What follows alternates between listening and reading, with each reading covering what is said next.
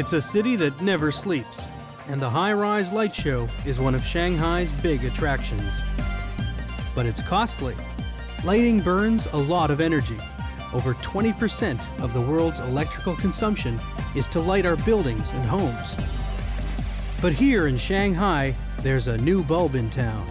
These lights last up to 100,000 hours. Compare that to the incandescent bulb that has only 1,000 hours of life. They're called induction lamps, and some say they're the best kept secret in lighting. To find out, we've come to Shanghai and one of the world's leading induction bulb innovators.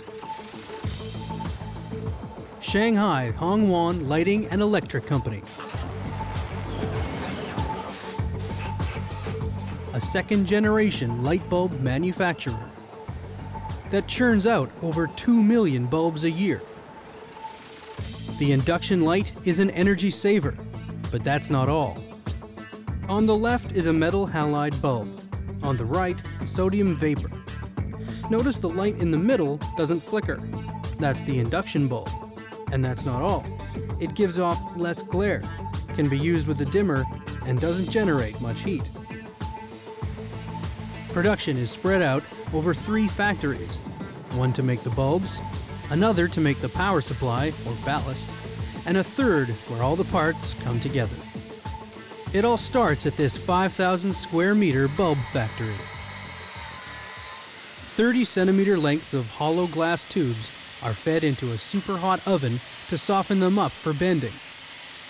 Timing is crucial, because at the end of this 35-second ride, it's a blazing 1,500 degrees Celsius.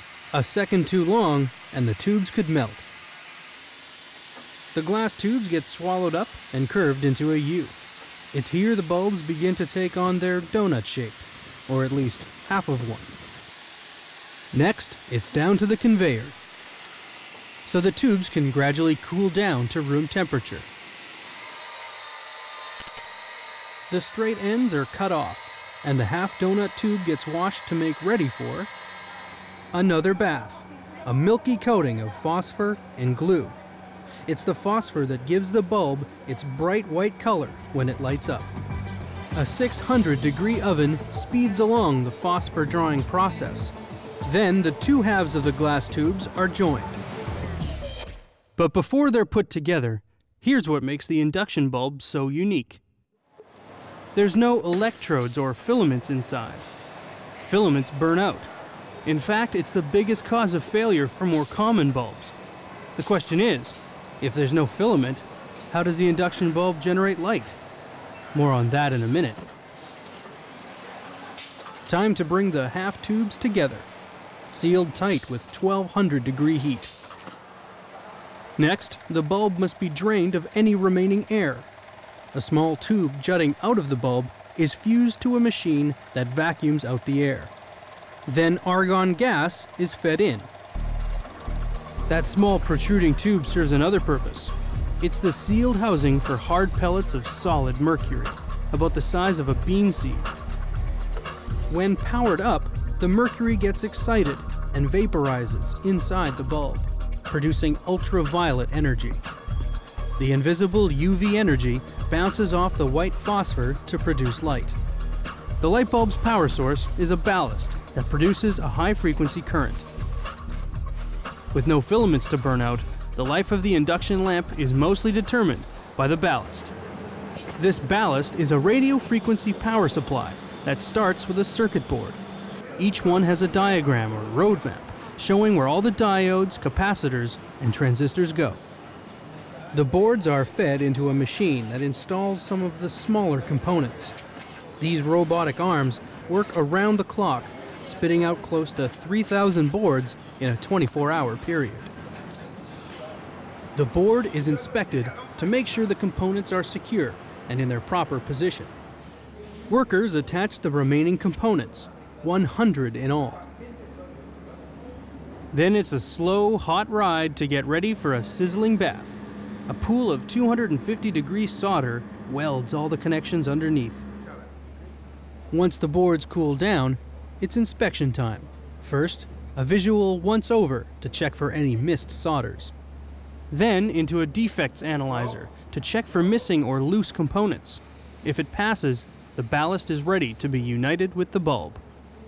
And for that union, we go to the assembly factory, where 6,000 bulbs and ballast are brought together every day.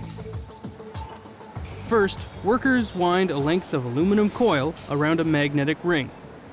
The magnetic rings are the key to induction, which means the transmission of energy via electromagnetic field. When the coil is powered up, it produces a current that surges through the magnet, generating an electromagnetic field around the bulb. It's this field that excites and vaporizes those mercury pellets to produce UV energy, which strikes the white phosphor to create light. While the coil and magnetic rings are being made, the bulb gets a few quality checks. First, to ensure there's no leaks or cracks, the pinkish red color confirms the vacuum is intact inside the bulb. Then, the bulb is fired up to ensure it's generating enough wattage. Bulbs range from 15 up to 200 watts. Next, the magnetic rings are carefully fastened. Tighten the rings too tightly and the glass can shatter. Too loose, and the amount of magnetic energy generated is weakened. To make sure the magnetic ring is secure, the bulb is tested once again. The machine on top measures electrical output. The bottom one reads voltage. On another line, workers put the finishing touches to the ballast. The circuit boards slide into a protective aluminum casing, and the voltage tested for output. Now, the final test. The bulbs and ballast are connected to a conveyor. They will burn for 2 hours and brightness and wattage measured. Notice, as they come off the line, it's a matter of seconds from when the bulbs turn off to when workers pick them up. That shows how little heat they generate. The bulbs are exported to Europe, Asia, and North America, including San Francisco's Golden Gate Bridge. The Shanghai Hongwan Lighting and Electric Company is working on an induction light for home use. This one burns for up to 60,000 hours. With more and more countries banning the incandescent bulb and consumers looking for more efficient lighting, it's a safe bet the induction lamp won't be a secret for much longer.